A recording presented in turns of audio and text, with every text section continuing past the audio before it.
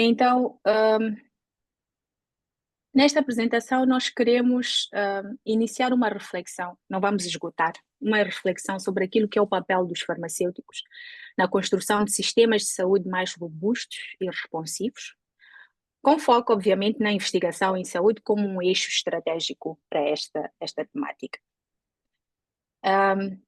Esta sessão é, na verdade, um convite para a valorização daquilo que são as múltiplas possibilidades de atuação do farmacêutico, da ciência à gestão, da assistência à política pública. Com isso, queremos mostrar que o lugar do farmacêutico é onde ele quiser estar. Eu espero que no fim dessa apresentação todo mundo tenha clareza disso. Claro que de alguma forma com foco para aquilo que é investigação, com foco para aquilo que são ações de promoção de saúde. E vocês devem saber melhor do que eu, o farmacêutico ele pode atuar na perícia criminal, pode atuar na saúde pública, pode atuar na alimentação, tecnologia de alimentos, o que quer que seja. Pode atuar na farmácia clínica, que é uma das atuações mais comuns, sobretudo no nosso mercado. Pode atuar na cosmética e estética. E em muitas outras áreas que cada um de nós há de saber com melhor domínio do que outros, por serem se calhar já suas áreas de atuação ou suas áreas como paixão. O que eu quero dizer aqui é que em cada uma destas áreas, o farmacêutico pode desempenhar o seu papel primário, podemos assim dizer, mas também pode atuar como investigador. Em cada uma dessas áreas é possível ter um pedaço daquilo que é a investigação, e se o farmacêutico está em cada uma dessas áreas, ele pode assumir também este papel para este pequeno pedaço que é a investigação. Mas antes de nós entrarmos para falar concretamente da investigação, da promoção de saúde, etc., etc., é importante nós percebermos qual é o cenário no nosso país. E países de baixa renda com um perfil epidemiológico similar ao nosso. E trago aqui alguns desafios que têm moldado aquilo que é a nossa resposta, que tem orientado a investigação que é implementada, que tem orientado as ações de promoção de saúde. Não se preocupem, depois vamos destrinchar todos estes conceitos. Nós vivemos um cenário que se prevê que continue e se alastra por muito mais tempo de dupla carga de doenças. O que é que significa? Significa que nós temos presença simultânea de doenças transmissíveis e doenças não transmissíveis. As doenças transmissíveis, nós todos já sabemos que somos campeões, temos sido campeões, infelizmente. O HIV, a tuberculose, a malária e outras doenças. Mas temos estado a observar também um aumento das doenças não transmissíveis. A hipertensão, a diabetes, o cancro. Os diferentes inquéritos que são realizados pelo Instituto Nacional de Estatística, pelo Instituto Nacional de Saúde, por organizações individuais, têm mostrado aquilo que são a prevalência, a incidência de casos de HIV, de tuberculose, de malária, sobretudo na criança e na mulher grávida. E o recente publicado relatório do inquérito de doenças crónicas, o INCRÓNICA, mostrou também esta questão das doenças não transmissíveis a ganharem um espaço cada vez maior. Isto quer dizer que, no nosso contexto, nós deixamos de lutar apenas para combater as doenças transmissíveis e passamos a ter que evitar esforços também para as não transmissíveis. Temos uma alta prevalência de desnutrição crônica infantil, por exemplo, a volta dos 37% em crianças menores de 5 anos, o que mostra que nós temos graves problemas de saúde pública, desde questões de alimentação, ligadas à segurança alimentar, acesso, disponibilidade de alimentos. Os nossos problemas de desnutrição, eles são, na verdade, relacionados àquilo que é a pobreza do nosso país. Muitas vezes resume-se a ser igual à fome. Os nossos problemas de desnutrição são maioritariamente ligados à fome. Claro que há outros aspectos à volta que estão relacionados com desnutrição, mas um aspecto, um marcador principal no nosso contexto é a pobreza que nós enfrentamos.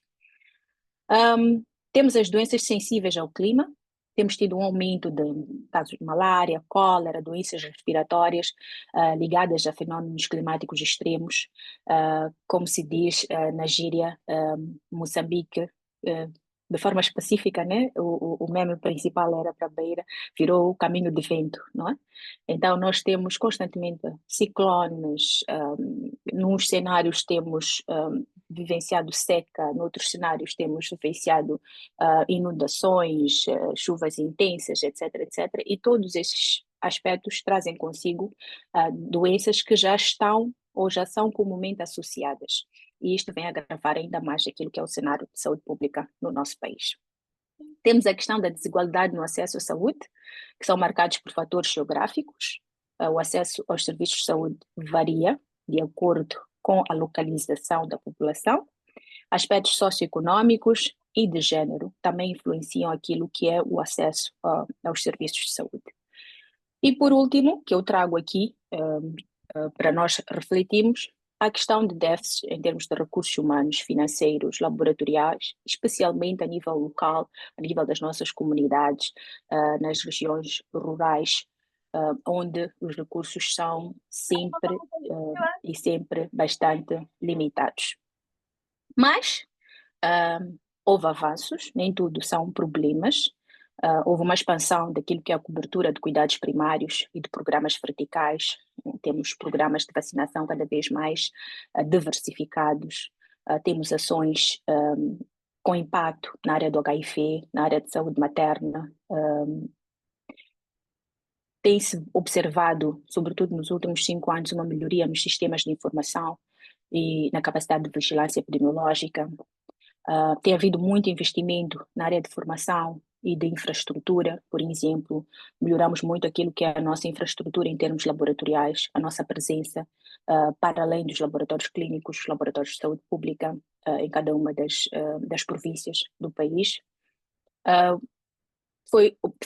Tem-se observado um fortalecimento daquilo que é a capacidade nacional para a realização de investigação, para a resposta a emergências de saúde pública e diversos agravos para a saúde pública. Mas então, como é que estes aspectos se relacionam e o que é que a investigação tem a ver com isto, com este cenário de saúde pública no nosso país? Tanto os avanços quanto os desafios que ainda cá estão. Mas antes de falarmos de forma detalhada sobre isso, vamos entender um pouco o que é isto de investigação. A investigação, e passo a ler, é um conjunto de procedimentos sistemáticos fundamentados no raciocínio lógico e emprego de métodos científicos, visando encontrar soluções para problemas ou questões propostas, ou produzir novos conhecimentos. E quando falamos de investigação em saúde humana, trazemos aqui aspectos ligados a fatores de risco para a saúde humana, processos, estados ou resultados de saúde e de doença, desempenho e segurança de intervenções de saúde ou prestação de cuidados de saúde. Então, quando nós falamos em fazer investigação em saúde humana, nós estamos a falar em implementar procedimentos sistemáticos fundamentados no raciocínio lógico para entender, verificar, modificar a distribuição de efeitos de fatores de risco para a saúde humana, todos os outros aspectos mencionados.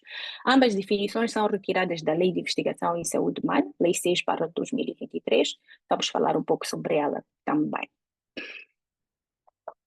Qual é que é o papel da investigação em saúde humana? Voltamos um pouco para aquilo que são os desafios do cenário atual da saúde pública no nosso país, e não só. A investigação em saúde humana, ela garante que as decisões sejam tomadas com base em evidência científica.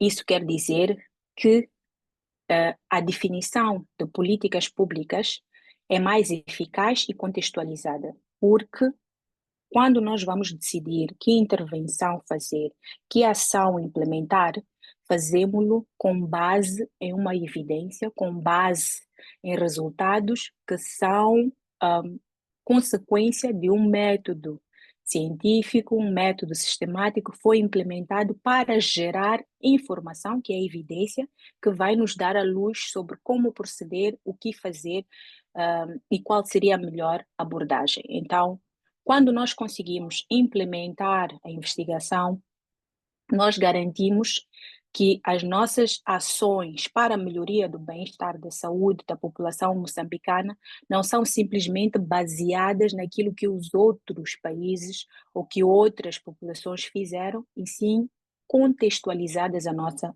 realidade. Ajuda a identificar prioridades emergentes e necessidades negligenciadas, percebe-se facilmente que áreas estão a ser deixadas de lado, mas que têm um impacto forte na saúde pública, e contribui para a inovação em termos de diagnósticos, terapias e estratégias de intervenção. Como é que é o sistema de investigação em saúde pública em Moçambique? Primeiro, vamos entender o que é isto de subsistema de investigação. Subsistema de investigação é um conjunto organizado de diferentes atores, instituições, políticas, diretrizes, atores propriamente ditos, que trabalham de forma integrada para planejar, executar, regulamentar e disseminar a investigação realizada em um campo específico, que pode ser, no nosso caso, de interesse deste webinar, o campo da saúde pública. Ele deve ser baseado em uma estrutura integrada e eficiente, vamos entender isso já no slide a seguir, e deve garantir uma interação fácil entre os diferentes atores. Deve haver uma forma muito fácil de se interagir, de se comunicar, de se transferir esta evidência que é gerada e as ações consequentes da evidência gerada entre o governo, a academia, setor privado e todos os outros intervenientes chaves desse subsistema de investigação. Então, os subsistemas de investigação geralmente têm a questão da de governança e regulação, onde temos os órgãos reguladores claramente definidos, temos comitês de ética bem estabelecidos, políticas e estratégias nacionais alinhadas àquilo que são as prioridades. Temos a questão de infraestrutura, onde temos, por exemplo, institutos nacionais de investigação bem equipados e integrados às universidades e hospitais, ou algo do género. Temos centros de dados, temos infraestrutura laboratorial moderna e acessível. Em termos de recursos humanos, há uma garantia de formação contínua, programas de atração e retenção de talentos, existe um financiamento sustentável, diversidade de fontes, mecanismos de transparência.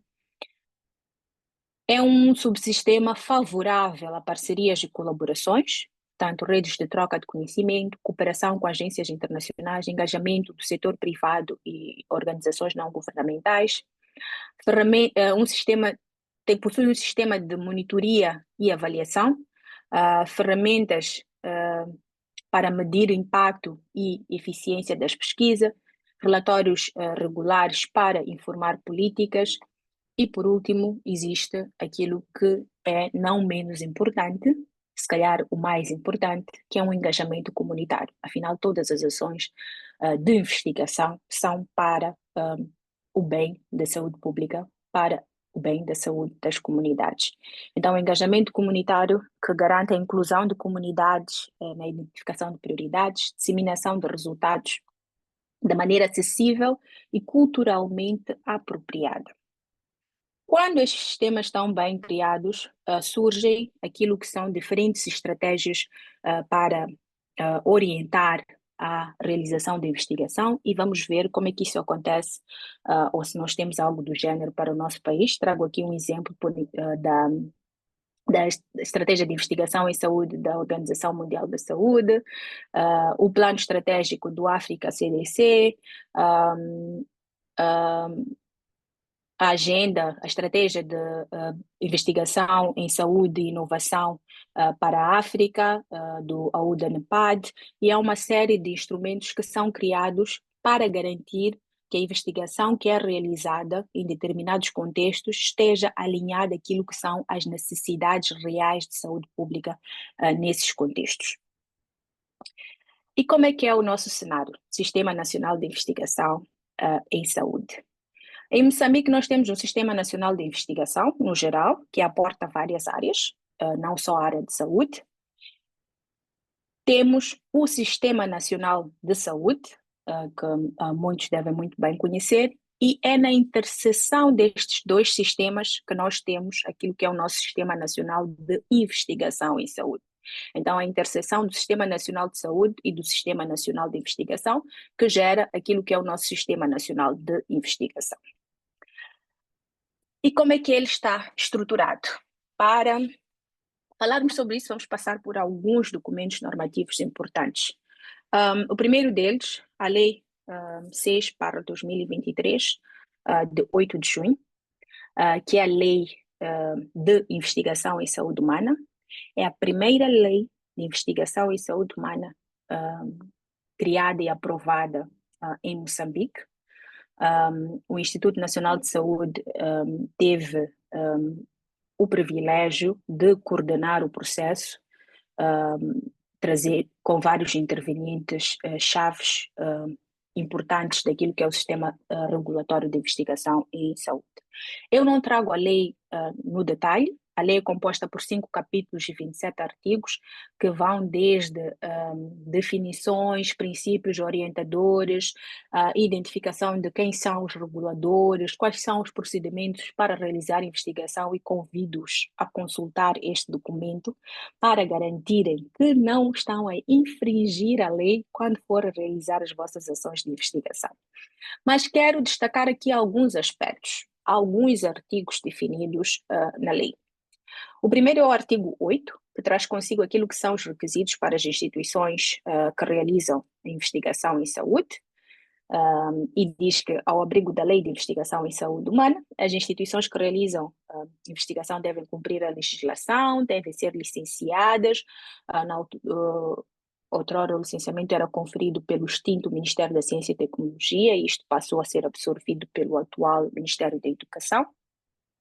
Possuir mecanismos para revisão técnico-científica, ter acesso a um comitê de ética para a saúde acreditado, observar outros requisitos definidos em legislação aplicável, outros documentos normativos para além desta lei de investigação em saúde humana. O artigo 9, que fala dos requisitos para os investigadores em saúde humana. Todos nós podemos ser investigadores, mas na lei moçambicana há aqui alguns aspectos mínimos que têm que ser considerados. O investigador em saúde humana deve ser qualificado academicamente para a condução da investigação em saúde humana. Esta qualificação é definida no regulamento da lei.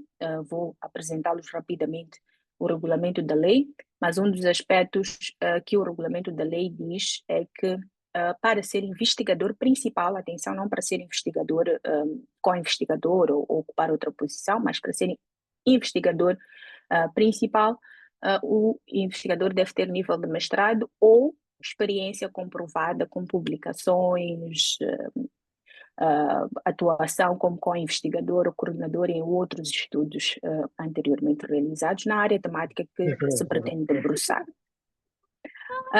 Certificado válido de um curso de ética, investigação em saúde humana, e outros aspectos que são definidos no regulamento da lei, que convido também a visitarem. Um aspecto importante a ressaltar é o apresentado no artigo 10 da lei, que diz quais são as instituições reguladoras da investigação em saúde humana em Moçambique. Em Moçambique, nós temos 4 órgãos principais de regulação da investigação: o Instituto Nacional de Saúde, o Comitê Nacional de Bioética para a Saúde, a Autoridade Nacional Reguladora de Medicamentos e a recém-criada Comissão Multi-Institucional de Fiscalização da Investigação em Saúde Humana.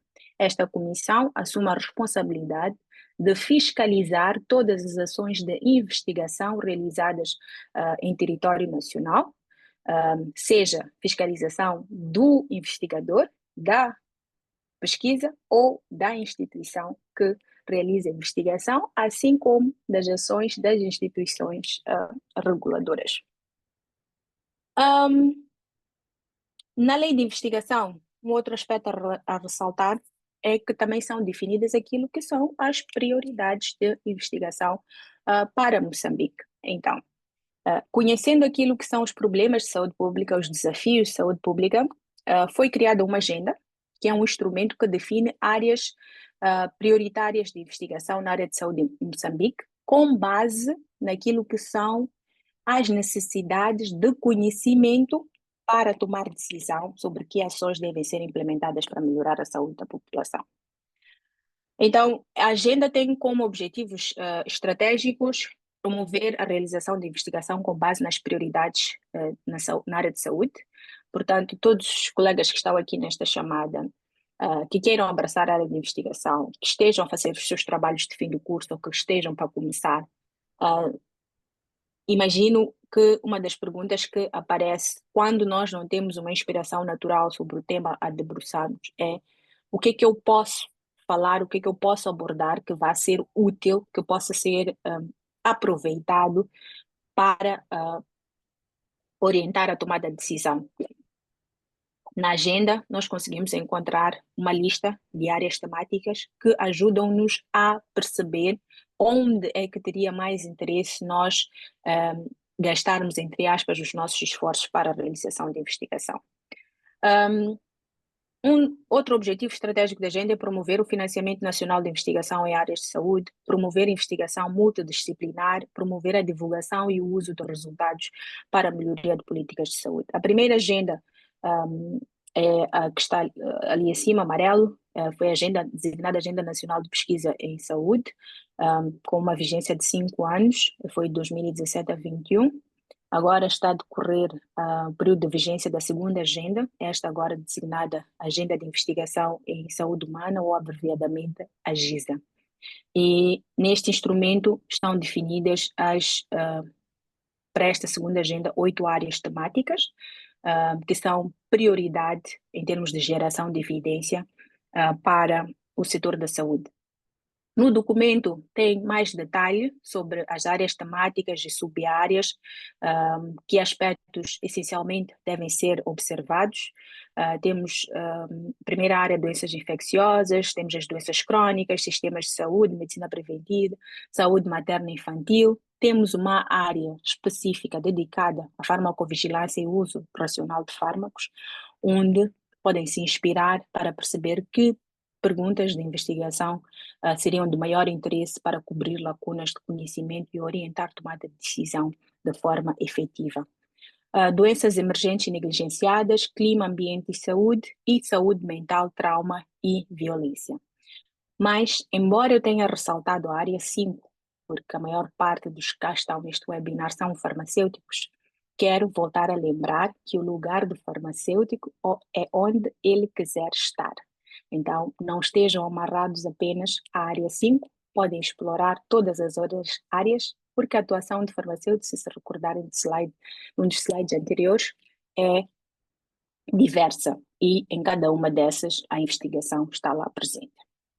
Um outro aspecto importante que é ressaltado na lei de investigação e no regulamento é a questão do registro da investigação.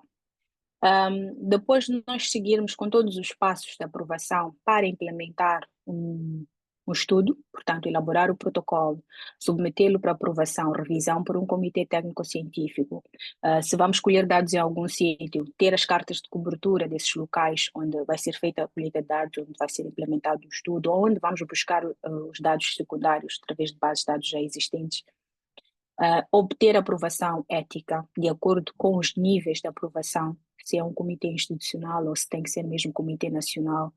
Se não tem acesso a um comitê institucional, é direto comitê nacional. Se for um ensaio clínico, entra também no processo de aprovação do protocolo a ANARM. Depois de obter todas estas aprovações, o que o investigador deve fazer ao abrigo da lei e começou a ser implementado em março deste ano, é registar a sua investigação na Plataforma Nacional de Registro de Investigação em Saúde Humana, abreviadamente designada REGISA. Ela pode ser acedida pelo link apresentado aqui na tela. Esta plataforma tem como objetivos centrais criar uma base de dados de pesquisas realizadas em Moçambique, manter atualizados os dados referentes ao processo de implementação de investigação em saúde.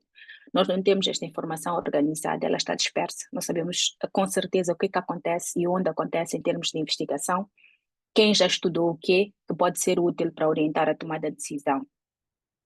Visa permitir a emissão de relatórios periódicos sobre a investigação no país, permitir a identificação de áreas com lacunas em termos de evidência científica, evitar a sobreposição de recursos na implementação de pesquisas. Acho que podemos imaginar que se eu não sei o que os outros estão a fazer, a probabilidade de eu fazer da minha ação ser a segunda, a terceira, a quarta ou décima, em termos de investigação a implementar, é muito elevada, porque nem toda a investigação que é implementada no nosso país termina com uma publicação científica e é difícil saber se realmente já foi feito ou não. Com a plataforma, esta base de dados vai estar disponível e o investigador, por exemplo, poderá aceder à plataforma aberta para perceber se o que ele quer estudar já foi estudado por alguém. Se tiver já sido estudado, talvez ele quer estudar numa vertente diferente e não tem domínio de que metodologia seria mais aplicável, descobre com quem se pode associar para poder implementar a sua pesquisa com maior sucesso e trazer evidência realística que seguiu procedimentos metodológicos importantes para informar.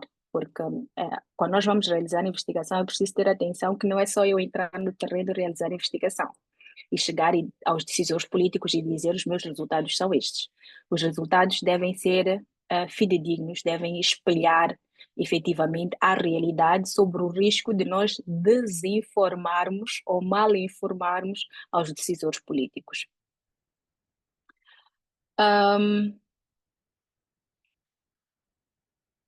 A lei de investigação, como toda lei, tem um regulamento decorrente da mesma, que é o regulamento publicado em decreto 53/2024, de 18 de julho. Também não trago o regulamento em detalhe, mas é importante que quem queira implementar a investigação, seja como uma área profissional específica, seja porque está a trabalhar nas suas monografias, dissertações e teses, deve visitar obrigatoriamente estes documentos normativos para garantir que não está a infringir a lei e para garantir que os seus dados possam ser efetivamente absorvidos e possam orientar a tomada de decisão. O regulamento é composto por 7 capítulos e 49 artigos, e aqui no regulamento vem de forma mais detalhada cada um dos aspectos que são mencionados na lei. É definido o passo a passo do processo de aprovação de protocolos para implementação de investigação. São definidos com detalhe os aspectos do registro da investigação. São apresentadas também as taxas associadas a determinados passos no processo de aprovação e de implementação de investigação. Os aspectos ligados à fiscalização estão aqui também detalhados. E, como não poderia faltar, existem também artigos dedicados àquilo que são sanções. Portanto, o não cumprimento da lei incorre a sanções que são definidas de forma detalhada neste regulamento. Mas então, isto tudo está ligado ao subsistema de investigação, está ligado àquilo que é a gestão da investigação em saúde. A gestão da investigação em saúde, ela contempla diferentes aspectos. Planeamento e definição de prioridades. Nós vimos a criação da agenda de investigação, faz parte do processo de gestão da investigação. A gestão específica de projetos. O que é feito, como deve ser feito, o protocolo foi elaborado, está a ser devidamente implementado, o financiamento que foi atribuído está a ser utilizado para aquilo que se propôs que seria utilizado. Isto também são aspectos ligados à gestão da investigação. O desenvolvimento de capacidades, formações de curta duração, de obtenção de grau acadêmico, do que quer que seja, que estejam ligadas à construção de capacidade para a realização de investigação em saúde humana, também fazem parte do processo de gestão de investigação. A garantia de qualidade, aquilo que eu estava a falar, assegurar que a pesquisa que nós estamos a implementar segue todos os parâmetros, todos os passos e os resultados que nós teremos serão uma máscara fidedigna da realidade é extremamente importante e ações para garantir esta qualidade também fazem parte da gestão da investigação. E parte dessas ações passa por criação de documentos normativos, como as leis e regulamentos que estive aqui a falar sobre eles. A divulgação e disseminação, assegurar que o que foi feito está escrito e foi divulgado, foi partilhado. De nada adianta eu garantir financiamento, implementar uma investigação, seguir todo o rigor científico e depois guardar os meus resultados numa gaveta. Não tem como o decisor político ser informado se não tem acesso aos dados. E há uma particularidade em relação aos decisores políticos. A forma como eu escrevo um artigo científico é diferente da forma como eu vou escrever uma comunicação para um decisor político. Muitas vezes os decisores políticos não são investigadores, então esta capacidade também de transformar os nossos resultados, a informação que nós geramos para que ela possa efetivamente ser compreendida e ser útil para orientar a tomada de decisão, é também um aspecto importante no processo de gestão da investigação. E depois tem o aspecto de monitoria e avaliação, para garantir que o que nós nos propusemos a fazer é o que estamos a fazer nos tempos definidos e que com isso vamos alcançar os objetivos desejados. O farmacêutico. Como é que o farmacêutico entra no meio disto tudo? Eu espero que até este ponto já estejam a ter alguma luz de qual é que é o papel do farmacêutico neste processo.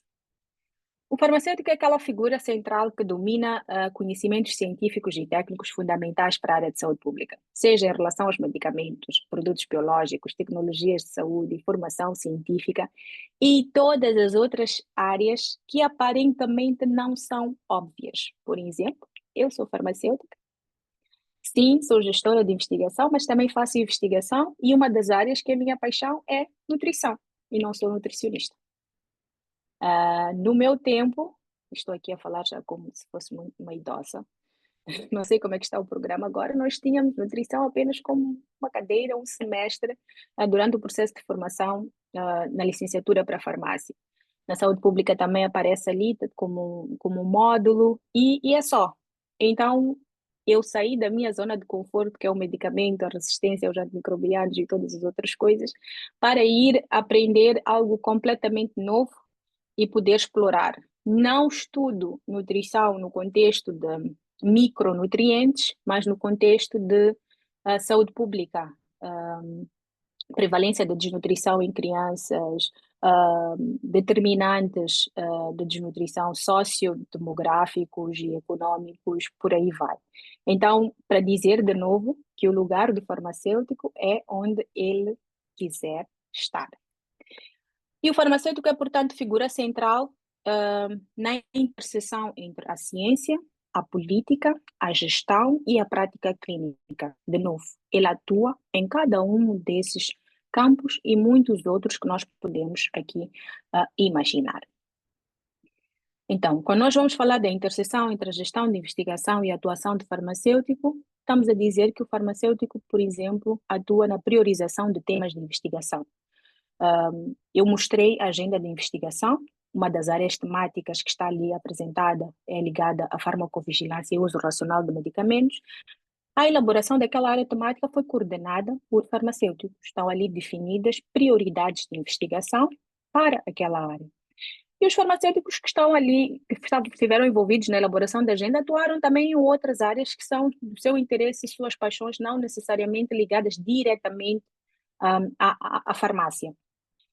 O farmacêutico pode participar em comitês de avaliação científica, coordenar a execução de projetos, garantir a tradução do conhecimento científico em políticas, que eu referi há alguns minutos, que é obrigatório que o investigador tenha capacidade de transformar a informação dos seus resultados para que seja perceptível aos fazedores de política.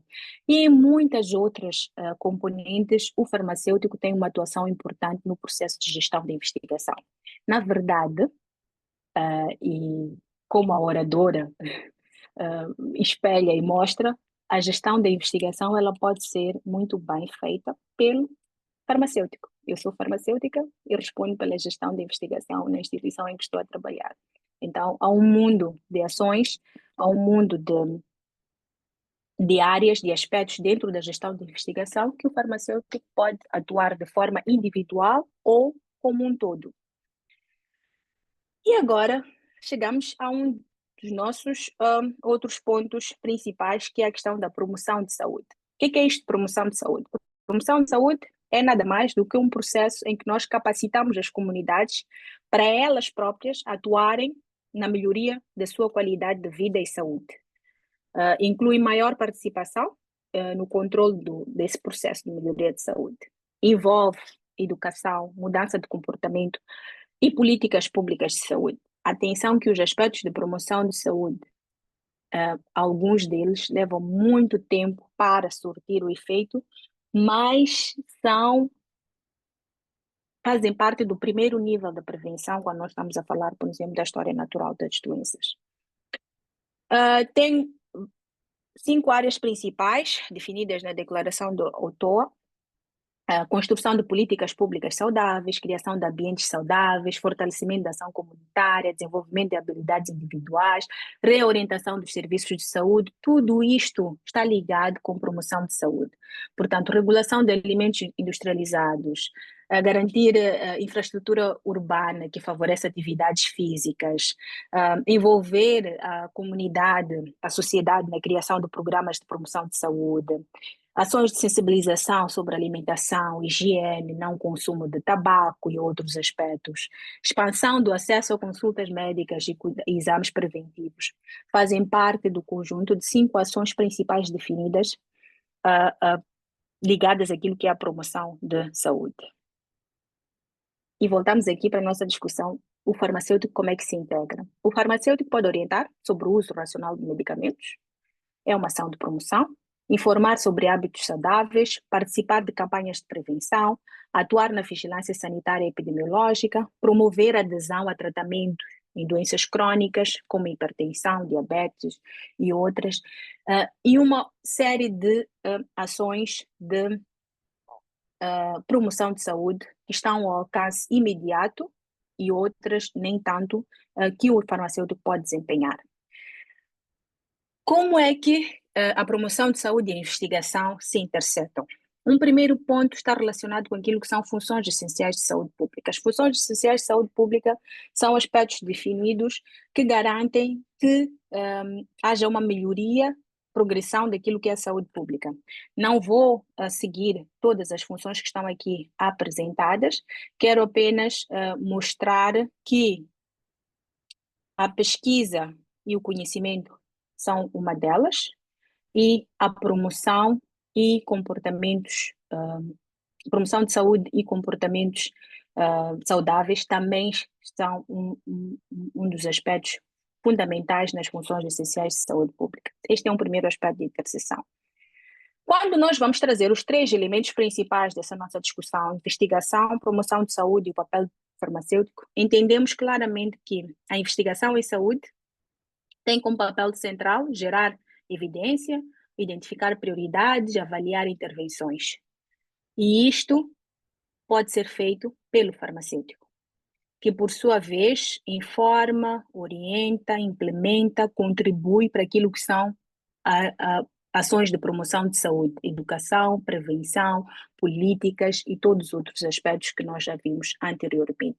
Então, estes 3 aspectos estão ligados meio que como se fosse uma pirâmide, para mostrar que existe uma correlação ou alguma dependência para a implementação da investigação, para a geração dessa evidência com base na implementação da investigação, para orientar políticas públicas que podem passar essencialmente por ações de promoção da saúde. Quais são os desafios e oportunidades para garantirmos que realmente temos profissionais competentes? Infelizmente, ainda temos a formação acadêmica com um foco limitado em investigação científica em saúde pública no nosso país. As oportunidades de capacitação prática em métodos de investigação, bioestatística, redação científica e gestão de dados ainda são limitadas. São poucas as instituições, incluindo o Instituto Nacional de Saúde, a Universidade Eduardo Mondlane, que costumam lançar oportunidades e gratuitas que possam ser facilmente absorvidas por quem tem interesse. Há um acesso, obviamente, desigual a bolsas, congressos, redes científicas, há um déficit de mentores. Os mentores são investigadores sêniores, estão sobrecarregados, têm pouco tempo para dar esta assistência, há falta de políticas institucionais claras para valorizar a produção científica e progressão na carreira baseada no mérito. Mas há oportunidades de crescimento. Tem havido expansão de iniciativas de capacitação em Moçambique. O INS tem programas de formação de curta duração, de atribuição de nível acadêmico em parceria com instituições de ensino nacionais e internacionais. É um exemplo. Não é a única organização que oferece, mas é apenas um exemplo. As redes de investigação e de colaboração têm aumentado muito, seja a nível institucional, seja a nível internacional. Há avanços das tecnologias digitais, que ampliam o acesso à informação científica e à formação à distância, o que aumenta aquilo que é a cobertura de pessoas que podem ser alcançadas para serem formadas.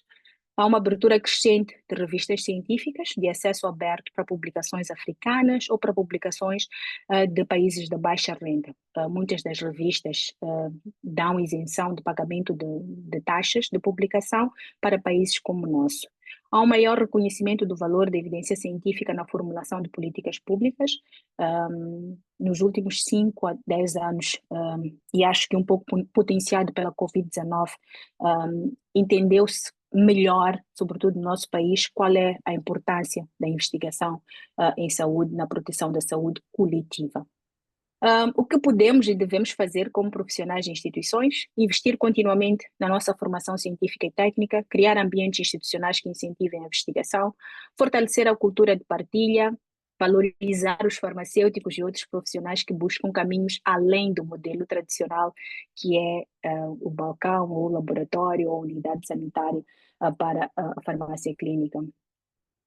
Em termos de estratégias para ampliar a presença e influência do farmacêutico em Moçambique, é importante reforçar a formação técnica e científica, incentivar a produção e disseminação de conhecimento, ampliar a atuação intersetorial e interprofissional, valorizar a liderança farmacêutica e fortalecer aquilo que é o engajamento com políticas públicas. E para terminar, queria deixar aqui algumas reflexões. O farmacêutico tem potencial para atuar além do balcão, laboratório e da farmácia. De novo, o lugar do farmacêutico é onde ele quiser estar. Ele é um agente estratégico na construção de sistemas de saúde mais equitativos, eficientes e baseados em evidência. A investigação em saúde é um dos caminhos mais promissores para este protagonismo. Farmacêuticos, venham, abracem. O campo da investigação, sobretudo em Moçambique, ainda tem muitas áreas que precisam de estudo, e principalmente áreas na componente farmacêutica. É urgente investigar, investir em formação, criar espaços de liderança e reconhecer o papel transformador da profissão farmacêutica, que vai além daquilo que é definido no ponto 1 deste slide. Trago este além aqui alguns exemplos. Este é um artigo que tem a participação de farmacêuticos, alguns vocês devem conhecer, alguns foram ou são vossos docentes. Aqui tem a ver com extratos de plantas. Um outro exemplo que também tem farmacêuticos envolvidos tem a ver com a questão dos alimentos e outros aspectos associados. Uma publicação um pouco antiga, mas também de farmacêuticos, que traz aqui a questão da publicidade do uso de tabaco. Isto tudo que eu estou a apresentar são artigos científicos. O farmacêutico na área de imunização também tem aqui uma publicação para a área de vacinação. Tem avaliação de tecnologias, de diagnóstico, tem avaliação de sistemas de saúde, avaliação da qualidade das unidades sanitárias. Então, se perceberem, são diversos. Eu só trouxe alguns exemplos. O farmacêutico pode atuar na área de investigação onde ele estiver inserido e onde ele tiver a sua maior paixão. Obrigada.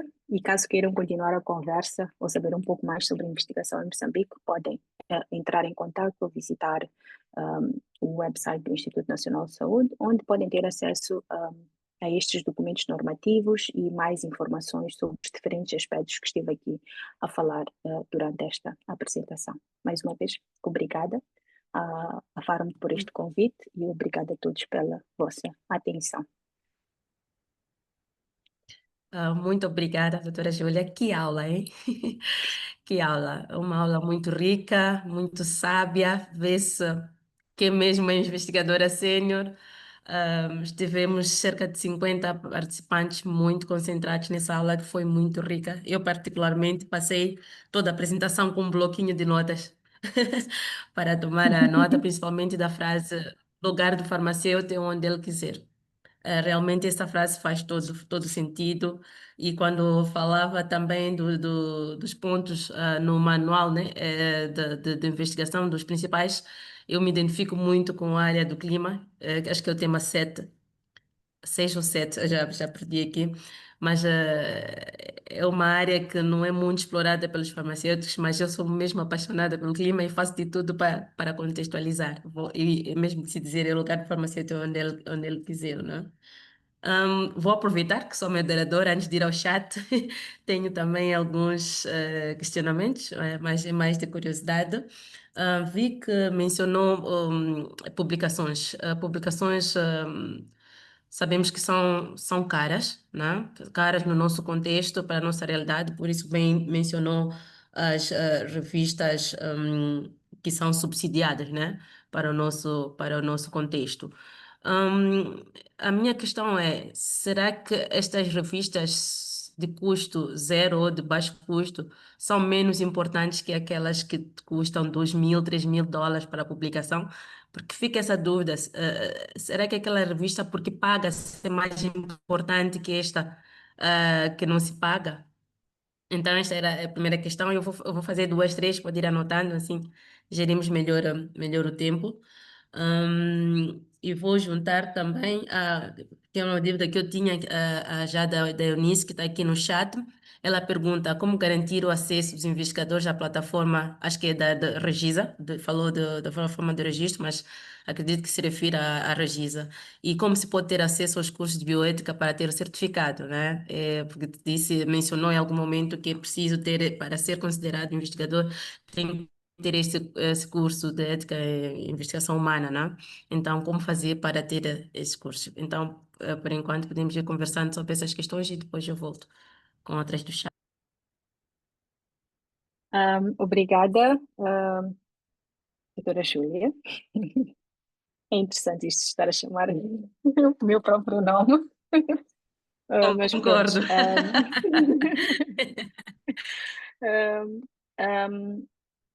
As revistas de baixo custo ou que nós não pagamos, na verdade, elas são revistas que cobram estes valores que esteve aqui a falar. Elas cobram 2.500, 3.000, 4.000 dólares por publicação. O artigo entra, passa por todo o escrutínio, quando ele tem o aval para ser publicado, tem que se pagar esta taxa. O que acontece é que algumas destas revistas, que deve-se pagar este valor, dão esta, tem esta benfeitoria para os países de baixa renda. Não é que são revistas específicas para países de baixa renda, são revistas para todos, mas que reconhecem que há de haver dificuldades e que há falta de conhecimento científico divulgado de países de baixa renda, então dão esta prerrogativa para que a Júlia possa publicar numa revista com um alto fator de impacto, uma revista com uma grande visibilidade, mesmo que não tenha dinheiro para pagar por essa publicação. Recentemente, algumas organizações têm iniciado um movimento para garantir que a publicação seja acessível não só para nós, países de baixa renda, mas para todos os outros, porque o conhecimento científico, na verdade, deveria ser uma questão essencial de saúde pública, não é? Não deveria ser algo que as pessoas deveriam pagar para ter acesso à informação, ao conhecimento científico. Então, há uma onda também para abrir as portas para outros países, mas é um processo que vai demorar. É um negócio, de alguma forma, rentável, mas o fato de nós estamos a publicar sem custo nenhum não quer dizer que estamos a ir a revistas com baixo fator de impacto ou baixa visibilidade ou credibilidade no mercado. Existem as revistas predadoras, mas isso é um assunto para um outro webinar, uma outra conversa com outros investigadores.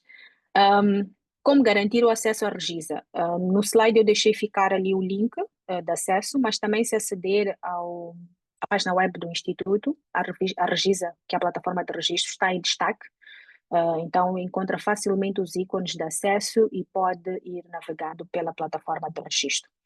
O acesso à plataforma é gratuito. O registro da investigação é sujeito a uma taxa que até agora ainda não está a ser cobrada. Vai começar a cobrança 1 de setembro. Então, quem tiver já as coisas organizadas, está aí uma janela de oportunidade para aproveitar. Mas a taxa que é cobrada para o registro é simbólica, e mesmo para aspectos de manutenção de servidores e coisas do género ligadas ao registro. Como ter acesso aos cursos de bioética para ter o certificado? Sim, é obrigatório ter um curso de bioética para poder realizar investigação em saúde humana. Existem vários cursos. O Instituto Nacional de Saúde tem oferecido cursos. Se estiver ligado às nossas plataformas, às nossas redes sociais, pode facilmente ter informação quando estes cursos estão disponíveis, estão abertos. Geralmente, na véspera das jornadas, também são abertas chamadas para cursos de ética, mas também existem cursos online.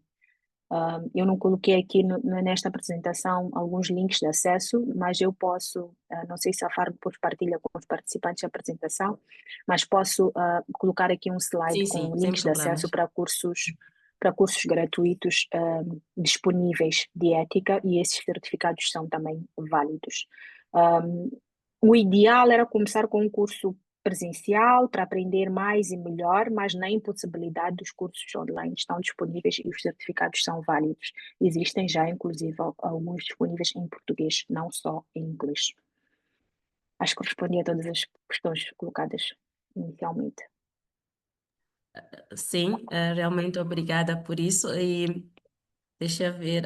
A questão do certificado diz que a investigação em saúde em humanos, né?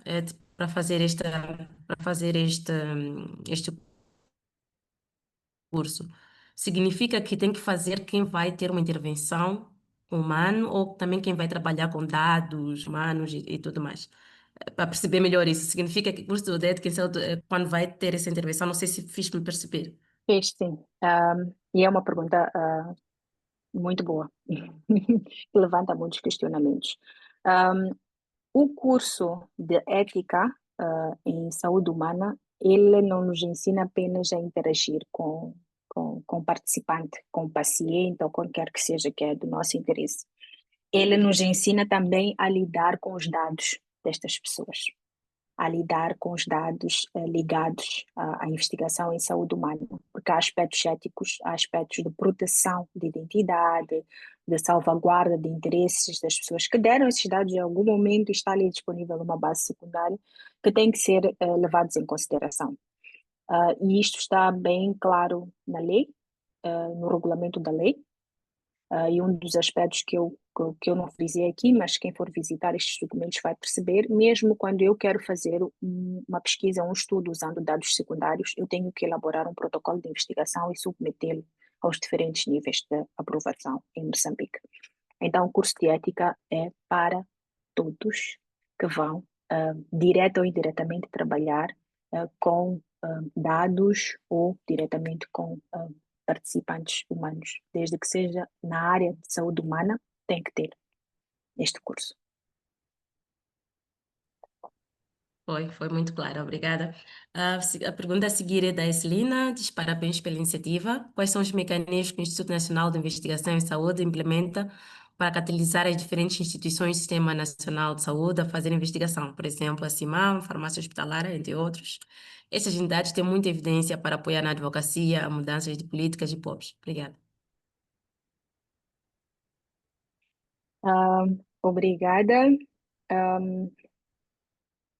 Esselina. O Instituto Nacional de Saúde, como um dos órgãos reguladores e dentro do seu mandato, tem a questão da promoção da investigação em saúde.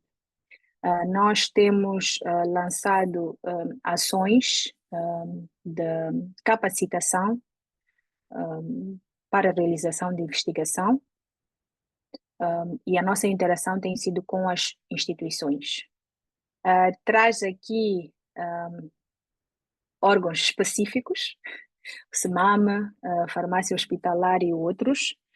Não creio que a gente tenha tido já uma interação direta com o SEMAM para falar de investigação, mas unidades sanitárias, uso dos dados secundários que estão ali já disponíveis de alguma forma e que podem ser usados para gerar evidência, fazer análise e trazer conhecimento útil, o INS tem tido ações. Tem havido um foco muito grande nos últimos 2, 3 anos para corpo clínico. Os clínicos não têm, a maior parte deles, uma veia de investigação, mas, como disse no seu comentário, têm acesso a informação, a dados extremamente importantes que podem ajudar a perceber vários aspectos com muita rapidez e facilidade, e temos tido ações nesse sentido. Passa essencialmente por ensinar o que é a investigação, capacitá-los para implementar a investigação e mentorar de alguma forma neste processo. Fica aqui registado para nós nos juntarmos ou procurarmos o SEMAM e outros órgãos específicos da área farmacêutica para poder promover estas nossas ações junto deles, que são gratuitas. Certo. Certo. Obrigada. Eu vou associar aqui duas questões, que é da Maria de Fátima e do Daniel. Ah, a Maria de Fátima quer saber como é que os jovens farmacêuticos podem se envolver mais cedo em projetos de investigação. E o Daniel traz aqui duas questões. Uma delas é mesmo associada, como sempre ouvimos, investigação não tem dinheiro. Assim sendo, como podemos motivar mais jovens farmacêuticos a escolher a carreira de investigação científica no país? E ele também quer saber a sua opinião, e como a Farmo pode reforçar o papel dos farmacêuticos na promoção de saúde pública em Moçambique. Então, como os jovens farmacêuticos podem se envolver mais cedo em projetos de investigação?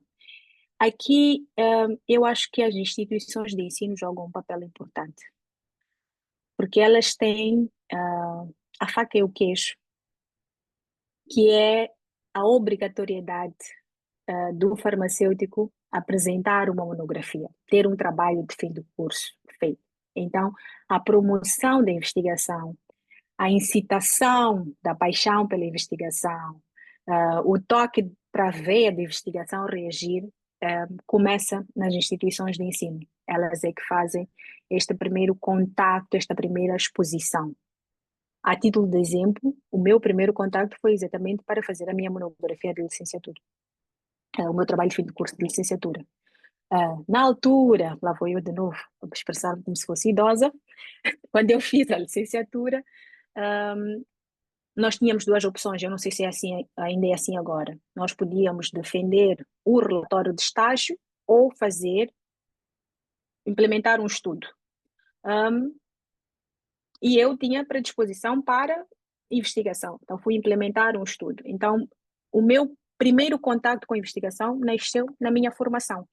Então, aqui as instituições têm um papel de formação, de ensino, têm um papel importante, chave, para abrir esta janela, esta Pandora Box para a investigação. Sim, não há dinheiro para a investigação, como é que nós podemos atrair? O que nós temos feito, por exemplo, como Instituto Nacional de Saúde, temos tentado garantir disponibilidade de algumas bolsas para implementação de investigação, lançamos chamadas Mas para além do Instituto Nacional de Saúde, existe o Fundo Nacional de Investigação, que também lança chamadas para financiamento à investigação, onde são disponibilizados, de acordo com aquilo que é a ideia de investigação, se a ideia de investigação for robusta, estiver alinhada com a linha principal do financiamento, o investigador recebe financiamento completo ou parcial, dependendo do tipo de financiamento, para implementar a sua pesquisa, para poder desenvolver. Por outro lado, a nível do Instituto Nacional de Saúde, para além destes financiamentos, há espaço para receber estagiários, para capacitar jovens, treiná-los, muni-los de algum conhecimento técnico-científico para poder implementar a investigação, e associado a isso há depois uma série de ações que vão se desencadeando, que ajudam na promoção da investigação. Mas, acima de tudo, um dos aspectos, já respondendo à pergunta em relação à Farm, é o que a Farm já está a fazer. Este webinar é um webinar de promoção de investigação. É um webinar para mostrar ao farmacêutico que ele pode ser investigador e não precisa ser investigador de vacina para o HIV. Pode ser, mas não precisa ser aí. Pode ser no meu dia a dia. Qual é o perfil de pacientes que eu vejo aqui que se havia mais determinado tipo de antibiótico? O que é que está a acontecer? Por que que agora sai mais este medicamento e não o outro? É um problema em termos de algum surto de uma doença específica ou é um problema a nível do clínico? Então, são aspectos ligados ao nosso dia a dia, às nossas ações diárias de contacto constante, que às vezes, quando nós não temos o olho de investigador, nós pensamos que é mais um dia, é mais uma ação de rotina que passou e fechou. Então, este webinar é um dos aspectos. Há outras coisas que a Farm pode fazer, pode criar, por exemplo, um pacote de mentoria para quem estiver interessado em abraçar esta área, fazer parcerias com instituições como o INS, para poder ter alguns investigadores a mentorar, instituições de ensino, por aí fora, onde existem pessoas com algum expertise que podem apoiar o farmacêutico a abraçar este caminho. Obrigada, doutora Júlia. Vai ter que ter paciência conosco. Estamos com muita sede de informação, mas eu penso que Não esta tem é a problema. última questão. Não, fica à vontade, fica à vontade. Da Fazila. Obrigada. Oh, não nos dá muita liberdade, hein? Sabemos que esses cursos são caros, mas está aqui a nos dar a custo zero, então não nos vamos fazer de rogados. A Fazila diz: boa noite, parabéns pela abordagem exaustiva sobre o papel farmacêutico na investigação. Gostaria de saber se no INS realiza-se bioensaios para testar extratos de plantas medicinais ou óleos essenciais no caso de alguém pretender pesquisar novos compostos com atividades terapêuticas. Sim, realizamos em parceria com algumas outras organizações, por causa da tecnologia envolvida para determinadas análises, mas sim temos alguns estudos, por exemplo, um extrato de eucalipto e outros aspectos onde nós tentamos perceber algum aspecto ou fator terapêutico associado. Realizamos sim, não é dos nossos carros fortes, mas realizamos sim. Acho que aqui a resposta é straightforward.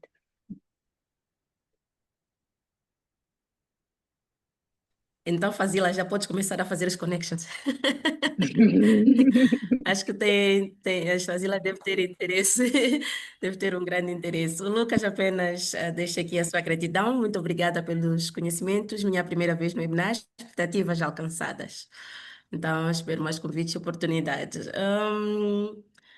Eu também só quero agradecer a doutora Júlia pelo convite, mas antes de encerrarmos, vou dar uma palavrinha à presidente da Associação de Farmacêuticos de Moçambique, a doutora Bélia.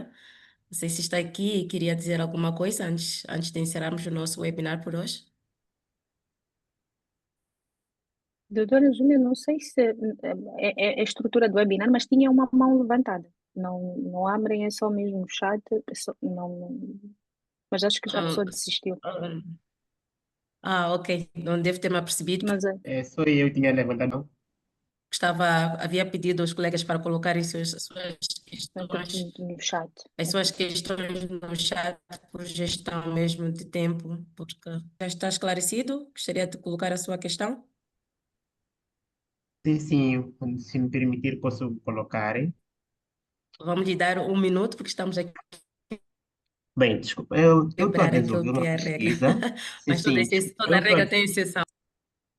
perdão, não prestei atenção sobre a orientação da mensagem. Tudo Eu estou a bem, tudo desenvolver bem. uma pesquisa e estou fora. A minha amostra é niverapina em suspensão. Então, eu queria perceber da apresentadora, assim como da farm, que procedimentos posso seguir para garantir que essa amostra esteja cá onde eu estou, o transporte de amostra. Existe dentro do regulamento da lei procedimentos para o transporte da amostra, mas eu posso pôr-lhe em contato com os colegas a nível do Instituto Nacional de Saúde que fazem a gestão deste aspecto, mas Tá? aqui está a falar da amostra em termos de medicamento, não a amostra biológica, certo?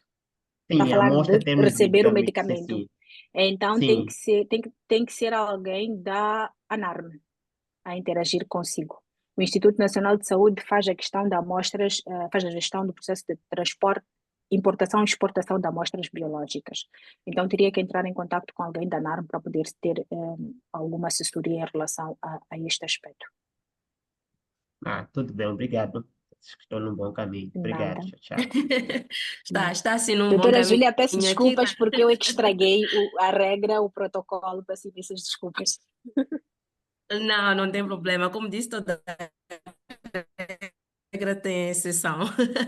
A doutora Bélia está com problemas na conexão e ela não poderá aqui interagir, mas antes de fecharmos, não sei se a doutora Júlia quer acrescentar mais alguma coisa em relação à nossa conversa que estivemos cá.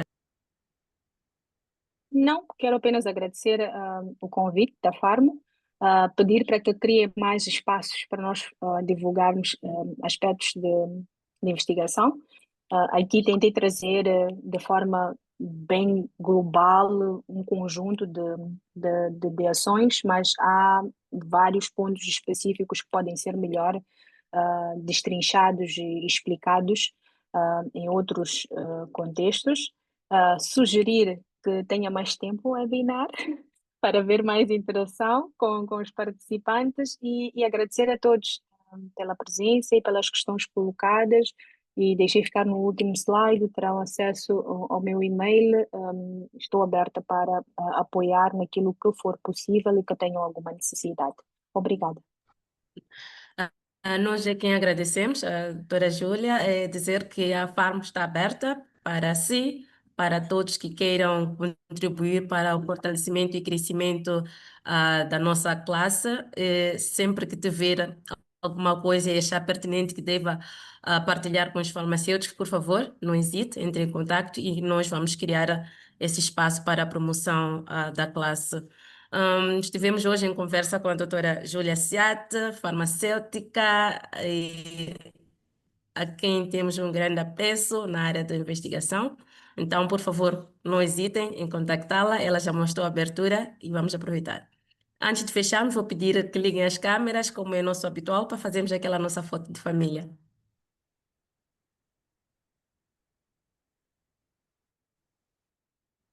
Hoje não vos dei tempo para tocarem a maquiagem nesse momento, que não pode faltar esta foto para finalizarmos.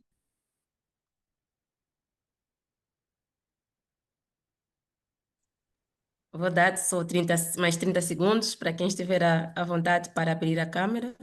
Quem não estiver, É não super faz bom mal. ver algumas caras que não vejo há algum tempo. Pois, Vou exatamente. aproveitar e ver aqui os rostos. Uhum. Pois, já consigo ver aqui a Laurinda, consigo ver aqui o Keliwa.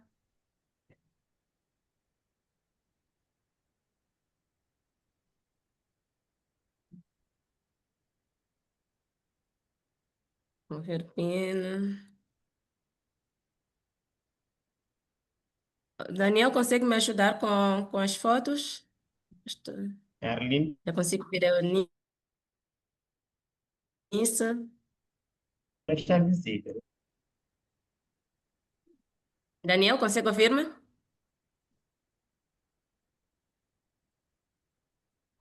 Eu consigo te ouvir, Júlia.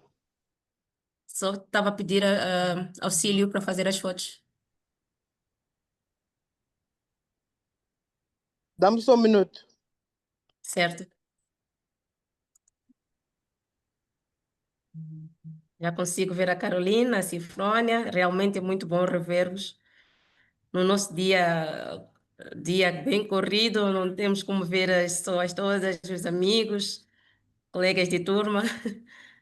Então, esta também é uma oportunidade. Ah, já agora, não se esqueçam que temos a nossa gala, a Gala Farmacêutica, no dia 27 de setembro. Por favor, entre em contato. Não será apenas uma festa, mas também será um momento de networking, de connecting. Vamos ter a oportunidade de conversar com vários parceiros da área, rever os colegas, trazer o seu CV na mão. Nunca se sabe onde é que está a oportunidade. Então, não deixem de comparecer na gala, que será super, super interessante, né? Vez que Daniel já organizou aqui o ecrã, avisa-me para calar, porque não quero sair com a boca aberta.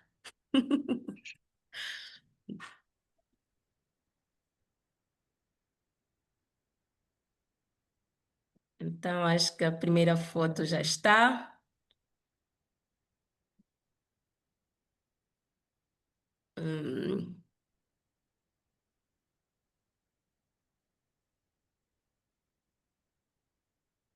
eu tenho problemas de tirar a foto e depois partilhar, por isso que nunca consigo acertar. Mas acho que já consegui tirar uma e a outra.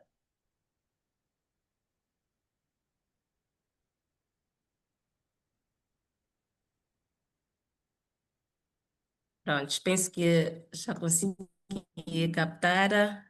Quero agradecer a todos mais uma vez, pela vossa presença, pela vossa paciência. Dizer que o nosso próximo encontro está marcado para dia 27 de agosto. Vamos falar com o professor Dr. Pedro Pita Barros, ele é economista de Portugal. Vamos falar sem economia, não há sistema de saúde, o essencial que os farmacêuticos precisam saber.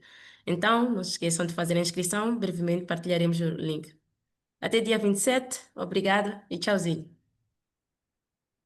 Tchau. Obrigada, tchau. Obrigada, tchauzinho. Tchau, tchau, muito obrigada. Obrigado. Obrigada, tchauzinho.